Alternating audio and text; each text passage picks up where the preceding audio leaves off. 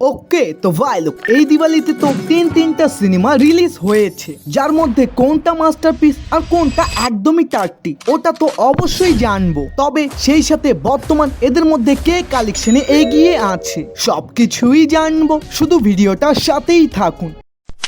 প্রথমেই কথা বলি থামা মুভিটা নিয়ে। ভাই MHCU ইউনিভার্সের এটা ৫ম নাম্বার মুভি, যেটা ট্রেইলার দেখে আমরা যতটা বুঝতে পেরেছিলাম এটা একটা horror comedy vampire film. But মুভিটা দেখে আমার তো এটা মনে হয়নি। ওয়েট প্রথম থেকে বলি, আয়ুষ্মান খুরানা একটা জঙ্গলে যায় সেলফি তোলার জন্য, যার পর তার উপরে আক্রমণ করে ভালু, কিন্তু ওই ভালুর থেকেও খতরনাক বের হয় রশ্মিকা, যে ওখান থেকে আমাদের হিরোকে বাঁচিয়ে নেয়। এরপর ফুল গল্প টেক প্লেস করে একটা বেতাল নামক জায়গা নিয়ে।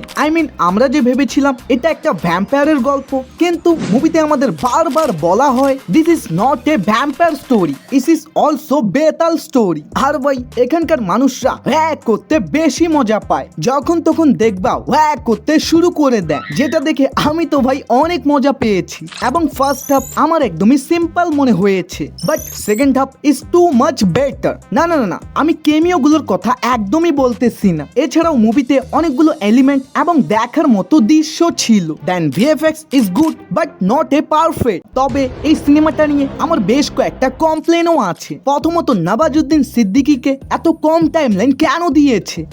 শেষে যদিও এটার উত্তর পেয়ে যাই, তবে সে মুভির ম্যান ভিলেন ভাই আরেকটু বেশি দেখালে অনেক ভালো হতো। হোয়াট এভার, তার উপর মুভিতে ৩-৪টা গান যেগুলো আমার হিসেবে কোনো দরকারই ছিল না। অ্যান্ড লাস্ট, রশ্মিকাকে এখানে হিরোইনের থেকেও বেশি অন্যভাবে প্রেজেন্ট করা হয়েছে। লেজেন্ডরা বুঝতে পারতেছো তো? আর ওভারঅল যদি এটা রিভিউ দিই, আমি এটাকে one time good watch movie বলবো। যদি আসি কালেকশনে, প্রথম দিন এটা উপার্জন করে 25,11,00,000, দ্বিতীয় দিন 13 কোটি, এবং এর সাথেই টোটাল ইন্ডিয়া থেকে নেট কালেকশন 38 কোটি, অল ইন্ডিয়া গ্রস 48 কোটি, আর ওয়ার্ল্ড ওয়াইড 55 কোটি, যা বলা চলে খুবই ভালো একটা collection.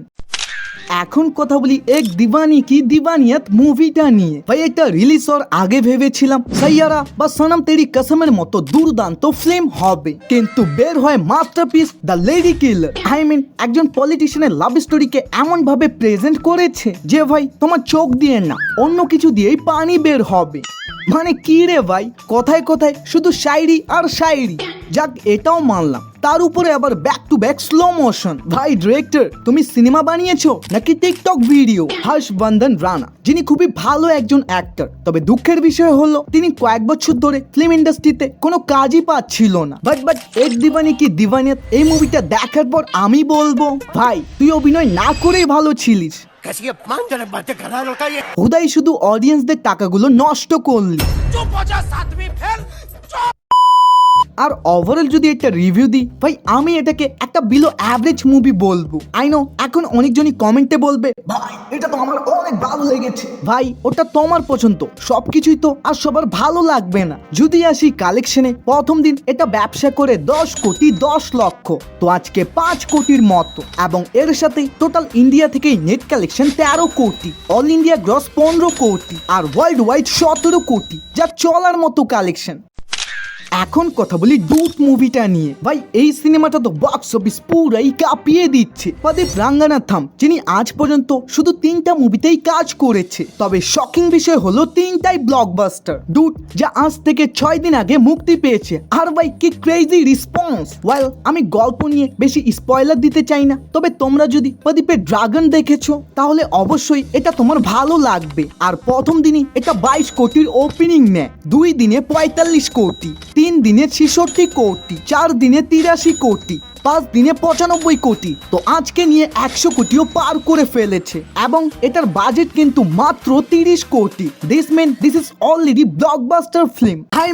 Everyday non stop collection. আর হ্যাঁ, সাবস্ক্রাইব করতে ভুলিও না কিন্তু, ওটা খুবই জরুরি। বাই।